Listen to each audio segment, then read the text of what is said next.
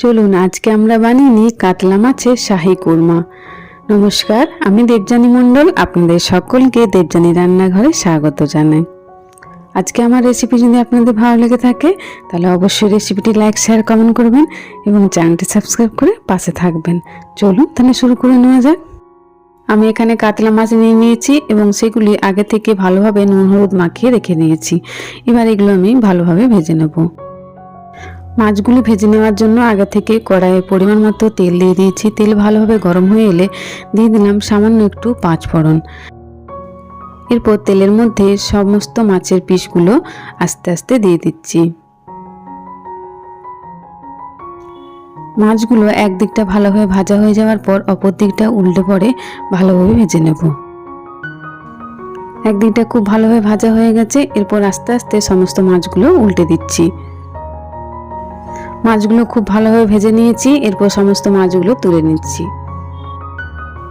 এই একইভাবে বাকি মাছের পিসগুলো ভেজে নিচ্ছি।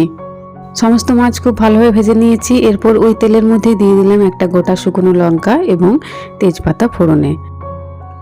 ফোড়ন ভালোভাবে ভেজে নেওয়ার পর এখানে দিয়ে দিচ্ছি একটা মিডিয়াম সাইজের কুচি করে রাখা পেঁয়াজ। পেঁয়াজটা গোল্ডেন ব্রাউন কালার হওয়া পর্যন্ত ভালোভাবে ভেজে নিচ্ছি। পেঁয়াজের কালার চেঞ্জ হওয়া পর্যন্ত আমি এখানে ভেজে নিয়েছি। এরপর এখানে যে মিশ্রণটা দিচ্ছি তাতে আমি একটা মিডিয়াম সাইজের টমেটো এবং একটা মিডিয়াম সাইজের পেঁয়াজ পেস্ট করে নিয়েছিলাম, সেটি এবার খুব ভালোভাবে ভেজে নেব। মশলার সাথে পেঁয়াজ টমেটোর পেস্ট ভালোভাবে মিশিয়ে নেওয়ার পর এখানে দিয়ে দিলাম পরিমাণ মতো হলুদের গুঁড়ো। হলুদের গুঁড়ো খুব ভালোভাবে মশলার সাথে মিশিয়ে নিচ্ছি। এরপর এখানে দিয়ে দিচ্ছি কিছু মশলা। দিয়ে দিলাম এখানে জিরের বাটা, রসুনের বাটা এবং দিয়ে দিচ্ছি এখানে আদার বাটা। এরপর সমস্ত উপকরণ মশলার সাথে ভালোভাবে মিশিয়ে নেব। এরপর এখানে দিয়ে দিচ্ছি ঝালের জন্য শুকনো লঙ্কা গুঁড়ো। লঙ্কার গুঁড়োটা ভালোভাবে মশলার সাথে মিশিয়ে নেব। এবার মশলাটা খুব ভালোভাবে কষিয়ে নেব। দেখুন মশলা থেকে তেল আলাদা হয়ে এসেছে প্রায় অনেকটাই। এরপর এখানে দিয়ে দিলাম স্বাদ মতো লবণ। আবারও কিছুক্ষণ মশলাটা ভাজবো। মশলাটা বেশ কিছুটা সময় ভেজে নেওয়ার পর এখানে দিয়ে দিচ্ছি 2 চামচের মতন টক দই। টক দই দেওয়ার সময় অবশ্যই গ্যাসের ফ্লেমটা একটু কম রাখবেন। দইটা ভালোভাবে সমস্ত মশলার সাথে মিশিয়ে নেব। দইটা খুব ভালোভাবে মশলার সাথে মিশিয়ে নিয়েছি। দেখুন অনেকটাই ভাজা হয়ে এসেছে। এরপর এখানে দিয়ে দিচ্ছি 1 চামচ চারমগজ এবং 4টে কাজু বাটা। এখানে খুব ভালোভাবে সেটা পেস্ট করে নিয়ে পরে এখানে আমি ব্যবহার করছি। এরপর বেশ কিছুটা সময় লো ফ্লেমের মধ্যে আমি কাজু চারমগজ বাটাটি মশলার সাথে ভালোভাবে মিশিয়ে নেব এবং খুব ভালোভাবে এটা কষিয়ে নিতে হবে।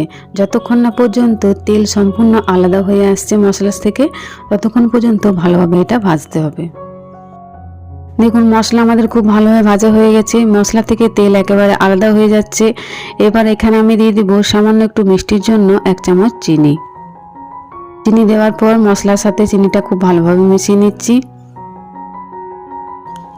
এরপর গ্রেভিটার মধ্যে সামান্য একটু পরিমাণে জল দিয়েছিলাম। তারপর এখানে দিয়ে দিলাম সমস্ত ভেজে রাখা মাছের পিসগুলো।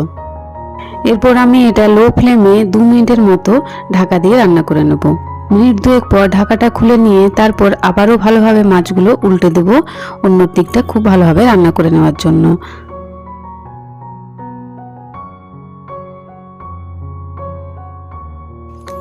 সমস্ত মাছগুলো ভালোভাবে উল্টে দেওয়ার পর আবারও এখানে আমি 2 মিনিটের জন্য এটা রান্না করে নেব ঢাকা দিয়ে।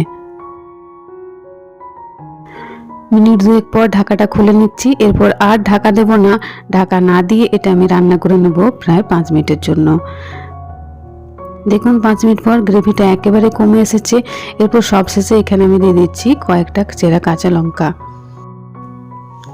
আজকে আমার রেসিপি এই কাতলা মাছের শাহী কুরমা একেবারে রেডি হয়ে গেল। তাহলে এবার থেকে শুধুমাত্র মাছের ঝোল ঝাল না খেয়ে এরমভাবে কাতলা মাছের শাহী কুরমা একবার বানিয়ে খান। এটা শুধুমাত্র কাতলা মাছ দিয়ে নয়, আপনারা এটা রুই মাছ দিয়েও বানিয়ে নিতে পারেন। আমরা সাধারণত অনুষ্ঠান বাড়িতে এরকম শাহী কুরমা খেয়ে থাকি, তবে এবার থেকে বাড়িতেই আপনারা বানিয়ে নিতে পারবেন কাতলা মাছের শাহী কুরমা। আজকে আমার রেসিপি যদি আপনাদের ভালো লেগে থাকে তাহলে অবশ্যই রেসিপিটি লাইক, শেয়ার, কমেন্ট করবেন এবং চ্যানেলটি সাবস্ক্রাইব করে পাশে থাকবেন। এতক্ষণ আমার সাথে থাকার জন্য ধন্যবাদ। ভালো থাকবেন, দেখা হচ্ছে পরবর্তী নতুন একটা ভিডিওতে। Bye bye.